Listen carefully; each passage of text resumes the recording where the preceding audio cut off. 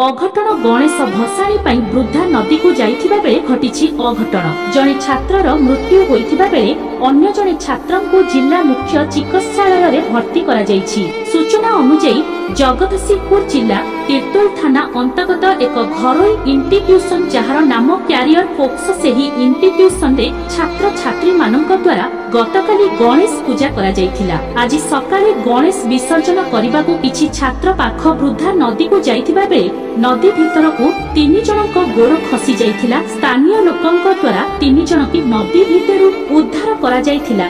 तेबे जनक अवस्था भल थिबा बेले अन्य 2 जनकु गुरुतर अवस्था स्थानीय मणिजंगा गोष्ठी स्वास्थ्य केन्द्र रे भर्ती करा जाइथिला। गुरुतर मध्यरु डाक्टर जनकु मृत घोषणा करिबा सह अन्य जनकु जिला मुख्य चिकित्सालय को पठाइछंती। मृत छात्र जनक हेले कुजंग थाना अंतर्गत मंगराजपुर ग्रामर प्रशांत स्वाईं पुओ रितेश स्वाईं। से सारला महाविद्यालय कॉलेज युक्त 2 वर्षर छात्र होइथिबा बेले गुरुतर छात्र जनक भरार ग्रामर अक्षय कुमार बारिकंक पुओ एस रवि किरण। तेबे घटना स्थल रे तीर्तोल पुलिस पहुंची घटनार तदंत आरंभ करिथिबा बेले तीर्तोल अंचल रे शोकाकुल परिवेश सृष्टि होइछि। कुजंगरु देवाशीष महांतींकर कड़ा भॉइस।